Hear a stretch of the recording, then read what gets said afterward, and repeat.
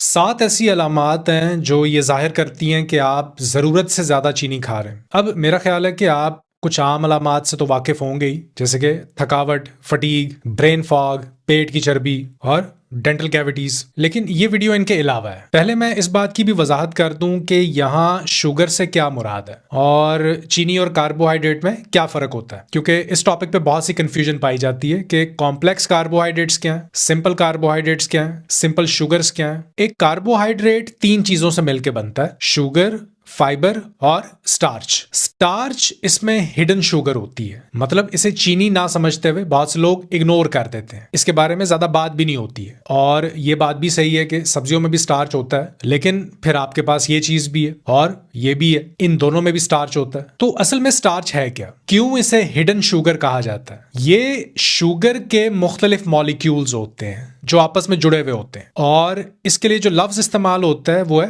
Polysaccharide, जिसका मतलब है ग्रुप ऑफ शुगर्स। एक से ज्यादा शुगर के मॉलिक्यूल्स आपस में जुड़े हुए होते हैं। तो जब आप स्टार्च खाते हैं तो असल में आप चीनी ही खा रहे होते हैं और ये स्टार्च आपकी ब्लड शुगर को नॉर्मल चीनी की निस्बत कई गुना ज्यादा बढ़ाता है। इसमें वो फूड ग्रेड स्टार्च भी शामिल है जो पाउडर की शक्ल में पैकेट्स में मिलता है ग्रोसरी स्टोर से, मॉडिफाइड कॉर्न फ्लावर। अब कॉर्न स्टार्च आप जानते हैं मकई से बनता है, मकई से सीड ऑयल भी बनता है और मकई से शुगर भी आप बना सकते हैं। ग्लूकोज सिरप या कॉर्न सिरप बेकरी आइटम्स में, ब्रेकफास्ट सीरियल्स में, कैंडीज, टॉफियां, चॉकलेट्स, पेस्ट्रियों में ये सिरप इस्तेमाल होता है। जो दिलचस्प बात है वो ये है कि आप 1 मेट्रिक टन मकई 60,000 रुपए में खरीद सकते हैं। अब इस इन्वेस्टमेंट से आप कितने डब्बे कॉर्नफ्लेक्स के बना सकते हैं, क्या आप जानते हैं? कॉर्नफ्लेक्स ज्यादातर मकई से बने होते हैं और किसी भी मार्ट से आप 1200-1300 रुपए में एक डब्बा खरीद सकते हैं। अब मैं आपको बताता हूं कि ये 60,000 रुपए की मकई जब फैक्ट्री में आती है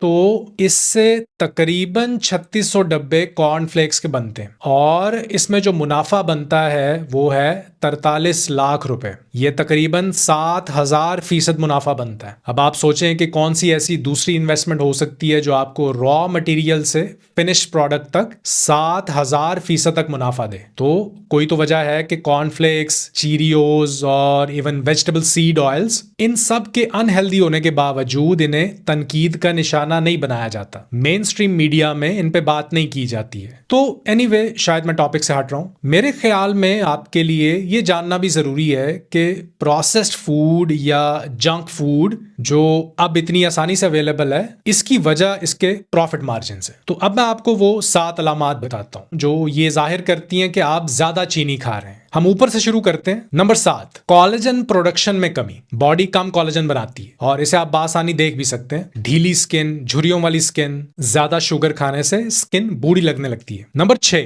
सफेद जबान, क्रॉनिक वाइट टंग। अगर आप ये नोट कर रहे हैं कि आपकी जबान काफी अरसे से सफेद हो चुकी है और ये ठीक नहीं हो रही, तो ये कैंडिडा फंगस ग्रोथ की एक शक्ल है, क्योंकि आपकी खाई जाने वाली शुगर इस फंगस को फीड करती है और ये मजीद बढ़ती है। तो मुझे नहीं लगता कि शुगर कम किए बगैर आप इस फंगस से छुटकारा हासिल कर सकते हैं। नंबर 5, नाक बंद रहना, क्रॉनिक साइनसिस प्रॉब्लम्स। ज्यादातर साइनसिस के मसाइल एक फंगस की वजह से होते हैं जिसका नाम है एस्परगिलस और ये माइक्रो ऑर्गेनिज्म भी चीनी खा के जिंदा रहता है। तो अगेन ये मसला शुगर कम किए बगैर हल नहीं होता। नंबर 4, रेड या पिंक मसूड़े। अगर दांत ब्रश करने के बाद आपका टूथब्रश हल्का सा रेड या पिंक हो जाता है तो ये स्कर्वी की एक माइल्ड फॉर्म हो सकती है। इस बीमारी में विटामिन सी की कमी होती है और जब आप ज्यादा शुगर खाते हैं तो आप विटामिन सी को ब्लॉक कर देते हैं जिस्म में और ये कमी फिर मसूड़ों में जाहिर होती है। नंबर 3 पे है लो टेस्टोस्टेरोन। जी हाँ, बिल्कुल, हाई शुगर इनटेक और high blood sugar level testosterone में कमी की वजह बनता है, जो आगे चल के इरेक्टाइल डिसफंक्शन, डिक्रीज लिबिडो, जिनसी ख्वाहिश में कमी